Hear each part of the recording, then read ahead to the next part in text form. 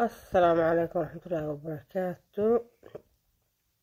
ninkan sawirkan aad u jeedaan waxaan meelaha wararka ka aqristay in 5,000 loo dilay. ninkan nin waxa weeye xamrweyne degan muqdisho. xamrweyne gurigiisa iridiisa buu wax ku gadan jiray, alaab yar oo qashin ku gadan jiray.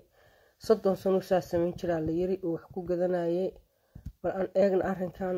subxaanallah, 5,000 baa nin oo askari ah u dilay ninkan kan oo minashiibiyada kuwa maaragtay wax qaada ah. bal warka aan dhageysan. بس محمد صومنا أيها كورمية.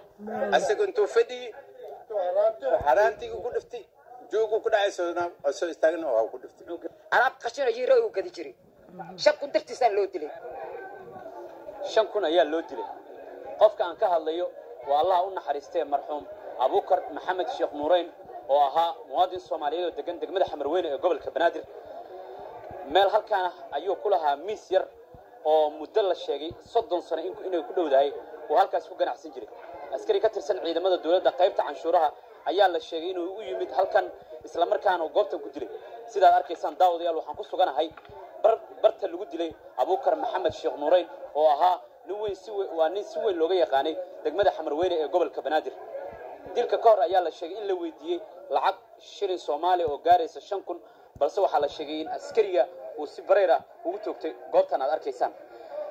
waxaan idin geyn doonaa goobta uu ku ganacsanayay Abuukar Maxamed Sheekh Nuureyn oo ahaa nin muwaadin ah oo degmada Xamarweyne si weyn looga yaqaanay isla markaana goobtan ku sugnaa. gurigan aan ka soo baxayo waxaa deganaa Abuukar.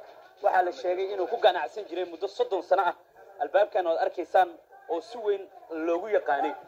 xog Soomaali Cable ay heshay waxa ay tilmaamaysaa in shalay askariga dilka geystay uu ugu yimid halkan Abuukar isla markaana uu weydiistay lacagtii uu doonayay, balse uu ka dhig adeegay. isla markaana maanta ayuu u yimid sida la sheegay waxaana uu adeegsaday qori caaradiisa oo goobtan ayuu ka dilay.